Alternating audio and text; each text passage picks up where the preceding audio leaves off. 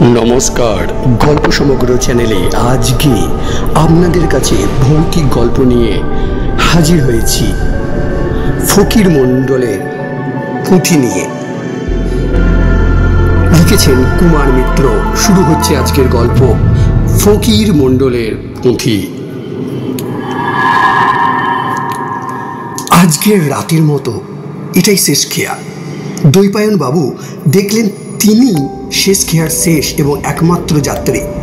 মধ্যবয়সী ধুতি পাঞ্জাবি পরা মানুষটির পুরো নাম দৈপায়ন দেব। অধ্যাপক ও গবেষক, লেখালেখিও করেন নানা পত্রপত্রিকায়। নাম ডাক যথেষ্ট। পিএইচডি করা পর্যন্ত বিশেষ বেগ পেতে হয়নি।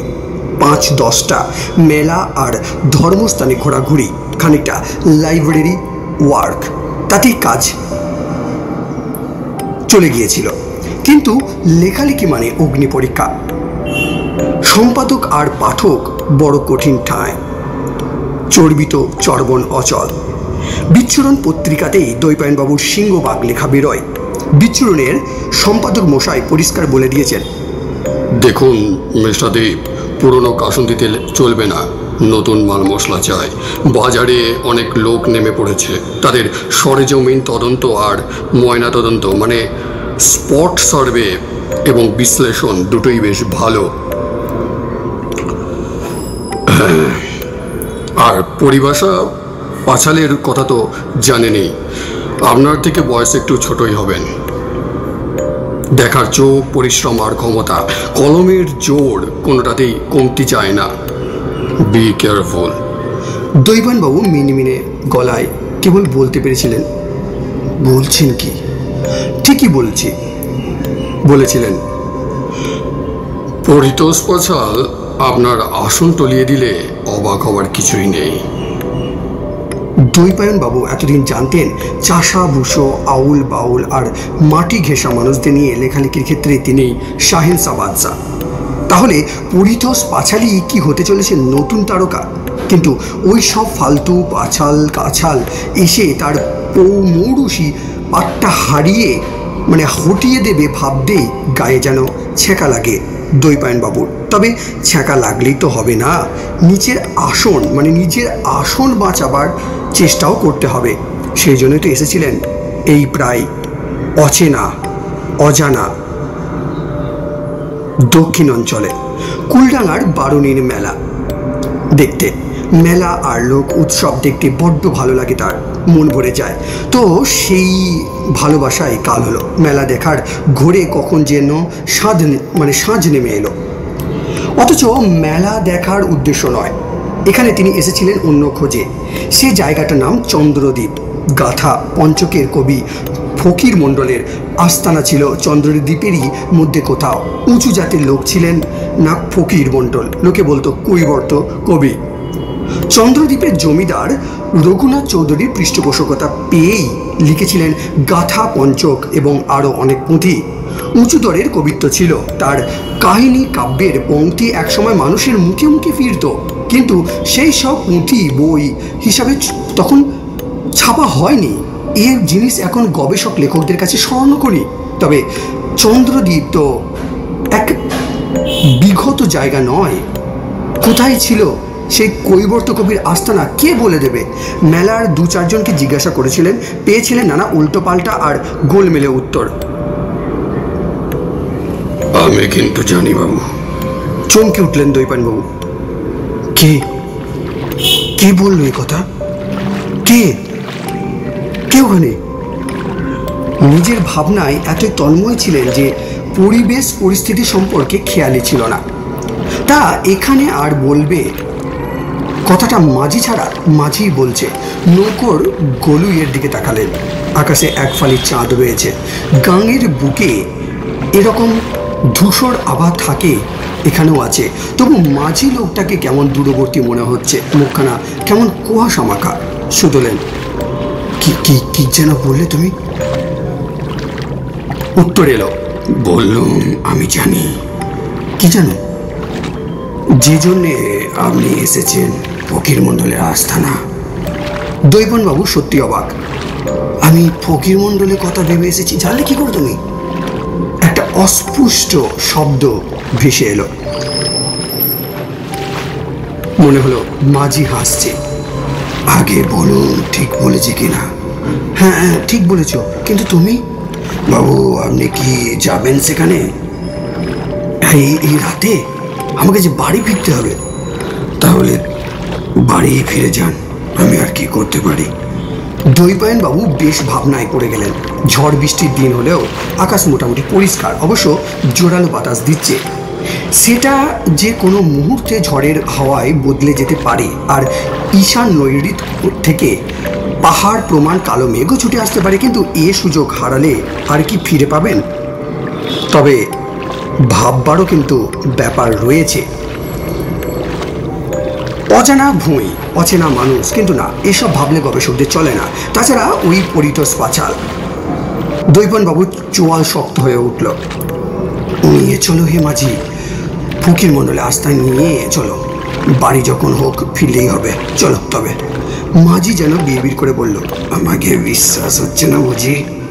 শুনুন বাবু, মানুষ ছাড়া আর কেউ অবিশ্বাসে কাজ করে না। মাঝির কথাগুলো যেন কেমন কেমন, তবু তা নিয়ে মাথা ঘামালেন না দৈপায়নবাবু। পরিতোষ পাঁচালের কথা মনে মনে এলে তার সব কিছু যেন গুলিয়ে যায়।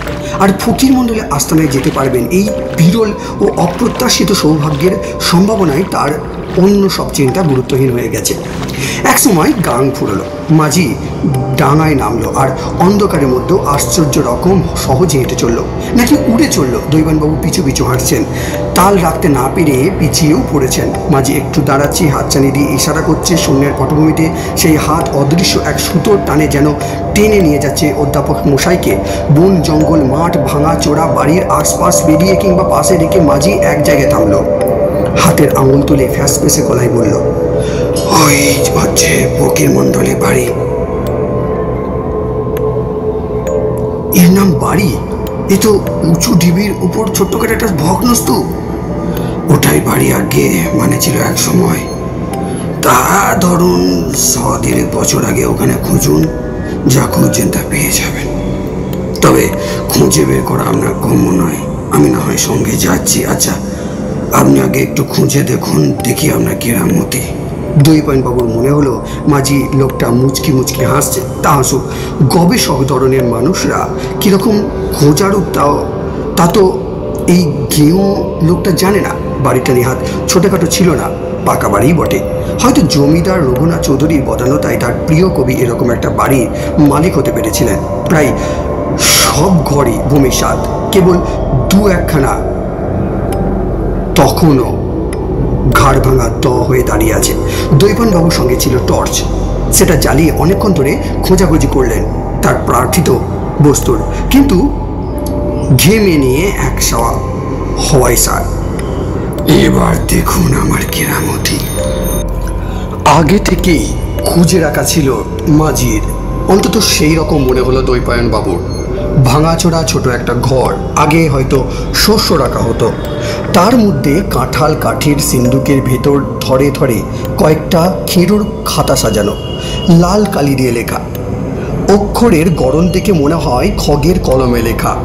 মঙ্গল কাব্যের একটা বিশেষ ধারা নিয়ে লিখেছেন কবি। এগুলো নিচক খাতা নাকি সোনার খনি। দৈপায়নবাবু খাতাগুলোকে বুকে চেপে ধরলেন কবির আনন্দে। না, তাকে আর সিংহাসনচ্যুত হতে হবে না। কোনো পরিতোষ পাঁচালের সাধ্য নেই তাকে টপকে যাওয়ার, কিন্তু যার জন্যে তার এই সৌভাগ্য, সেই লোকটা গেল কোথায়? তাকে একটা ধন্যবাদ তো জানাতে হবে, পারলে কিছু পয়সা হাতে গুঁজে দিতে হবে। ও মাঝি, মাঝি, কোথায় গেলে হো? কোথায় গেলে? সারা নেই। নিঃশ্বাস নিস্তব্ধ ধ্বংসপুরীতে নিজের কণ্ঠস্বরী কেমন বিচিত্র শোনালো দৈপায়নবাবুর। কোথায় মাঝি? এদিকে মুশকিল হলো কি, হঠাৎ আকাশ ভেঙে বৃষ্টি নামলো। কখন যে মেঘ জমেছে, হাওয়া উতল হয়েছে, অধ্যাপক টেরই পাননি। রাতটুকি কোনো রকমে কাটালেন ওই ধ্বংসপুরীতেই। ভেতরের দিকে আকাশ পরিষ্কার হয়ে গেল। সূর্য উঠল। দিনের আলোয় চারপাশের চেহারা দেখে আঁতকে উঠলেন অধ্যাপক মশাই। এখানে কতকাল যে মানুষ বাস করেনি তা কে বলবে। সর্বক্ষণের সঙ্গী বড় সড়ো ঝোলা ব্যাগটায় খাতাগুলোকে পুড়ে ধ্বংসপুরী থেকে নেমে এলেন দ্বৈপায়নবাবু। একটা পায়ে চলা রাস্তা দিয়ে কিছু দূর গিয়ে দেখলেন একজন বুড়ো গোছের লোক একপাল গরু নিয়ে মাঠে যাচ্ছে। ও মশাই, এদিকে স্টেশনটা কত দূর বলতে পারেন? লোকটি ফিরে তাকালো, চোখে মুখে অবাক হওয়ার ভাব। এই সাত সকালে এমন একজন ভদ্র বেশধারী ভব্য চেহারার মানুষকে দেখবে বলে অবশ্যই কেউ আশা করেনি। বলল, আপনাকে নতুন লোক মনে হচ্ছে? এত সকালে আসছেন কোথা থেকে? দ্বৈপায়নবাবু সংক্ষেপে যা বলার বললেন। সব শুনে লোকটি বলল, ফকির মণ্ডলের গোষ্ঠী তো বছর 50 আগেই শেষ হয়ে গেছে। আমরা ছেলেবেলা থেকে ওই বাড়িটা ওই রকমই দেখছি। কাকা জ্যাঠাদের মুখে শুনেছি ওই জমিদার রঘুনাথ চৌধুরী পেয়ারার লোক ছিল ফকির মণ্ডল। কী সব লেখাজোখা করতো মণ্ডল মশাই। তা কাকা জ্যাঠারা তাকে কোনোদিন দেখেননি, গল্প শুনেছে শুধু। আর যে মাঝির কথা বলছেন ওর নাম কেষ্ট মাঝি, ও আসলে মণ্ডল বংশেরই এই লোক বলতে পারেন। ও যখন মাঝিগিরি করতো, হ্যাঁ, তখন আমারই নেহাত ছেলে মানুষ। আমরাই সব ছেলে মানুষের দলে পড়ি। গাঙে ওর নৌকা ডুবি হয়, তাতে অনেক যাত্রী মারাও যায়। কেষ্ট মাঝিরও হদিশ মেলেনি। দ্বৈপায়নবাবু খুব একটা অবাক হলেন না। ওর গোড়া থেকে কেমন একটা সন্দেহ হচ্ছিল গত রাতে শেষ খেয়ার মাঝি মানুষ নয়, অন্য কিছু। পুজোর বেশ কিছুদিন পর বিচ্ছুরণ কাগজের অফিসে গিয়েছেন দ্বৈপায়নবাবু। সম্পাদক মশাই একগাল হেসে বললেন, আপনার লেখার রিয়াকশন দারুণ, সুপার টুপার হিট।